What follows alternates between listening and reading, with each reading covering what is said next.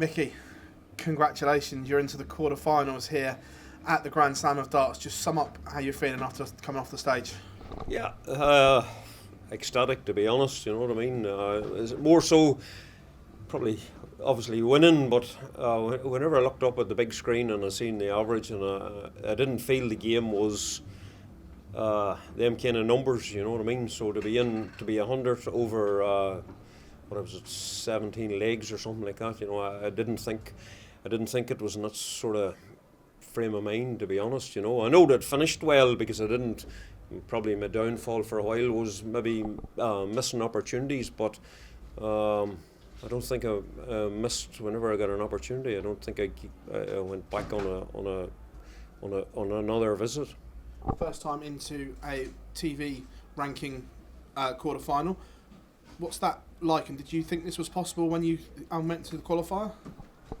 Look, that's a narrative for somebody else. You know what I mean? It's a game of darts, and I'm not looking at where it's a quarter-final, a first round or whatever. Two players get up there and throw at that dartboard, and the best man win. You know, things can be as awkward as you make them. You know what I mean? I'm not in that situation. Just get up and play and hopefully perform. And if you perform well, you've half a chance. And at the minute, I have a good chance. Having not been this far before, how do you prepare? Do you do anything differently, or is it you're going to seek advice from people that have been here before? No, completely irrelevant, because like as I said, it's just like turning up. It's a game of darts on a dartboard. Somebody else's opinion of who I play and who's favourites or whatever, styles, throws and all the rest, that's the narrative for everybody else. I'm getting up there to throw a game of darts, which I've done for the last 20 years, and look, what works is works. Probably the same attitude as Gary, to be honest. You know what I mean? It's a bigger picture to somebody else, not for me. Mickey, congratulations. Thanks. Mickey, you said up there on Sky that one of the only players that's been beating you is the world number one and world champion in Luke Humphries. That means your game, and you feel your game must be in a pretty good place. Well, it's not, I'm not blowing my own trumpet, but like that's just how, statistics, as Barry Hearn says, it's in black and white, and numbers don't lie. You know what I mean? I'm not making something up to say I'm bigger than somebody. You know, the narrative that's there. You know, but the reality is, at the minute I've played 7 games or whatever it is. The only person that's beat me is the world champion, the world number one, and the best player in the PDC. So happy days. Obviously, next it's the winner of James Wade and Cameron Menzies who are on next.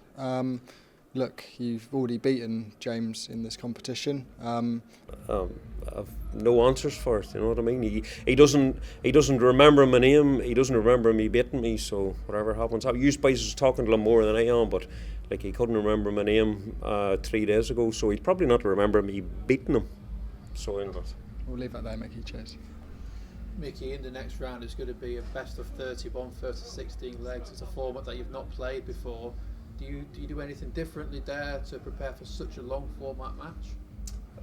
Not particular, as I said. You just have to go with the flow. You know what I mean? It's definitely a new environment, and it's probably breaking it down a wee bit more than the bigger picture of 16 legs, which I didn't know, to be honest. You said, you know, but it's breaking it down into them sort of smaller sessions, which I think I handled pretty well there today. That I wouldn't have been probably used to that before, you know. A lot of people, when they're closing in on breaking new ground like you was in that match, they can try to maybe lose concentration, but you seem really in the zone. On the 167, I think it was, you had a shot potentially at the bullseye, and the crowd was egging you on, and you ended up throwing it in a Big Ten.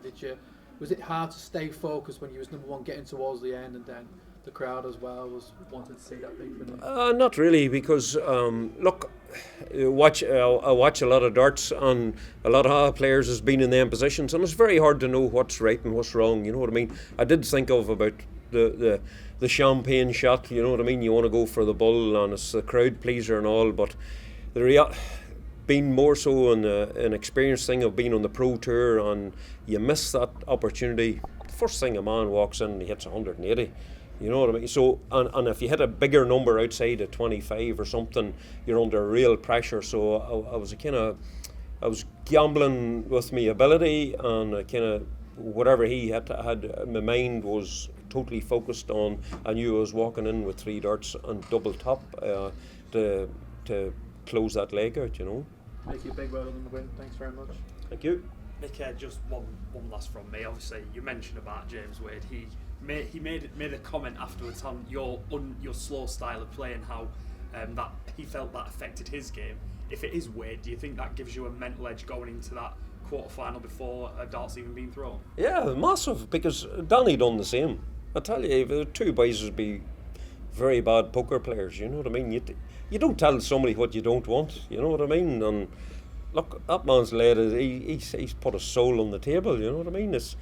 I play darts the way I play it, you know what I mean? If he doesn't like it, it's up to him, you know what I mean? But as I say, if you're a poker player, you don't tell somebody what you don't want, because if you tell somebody what you don't want, you'll get more of it. Thank you very much. Congratulations.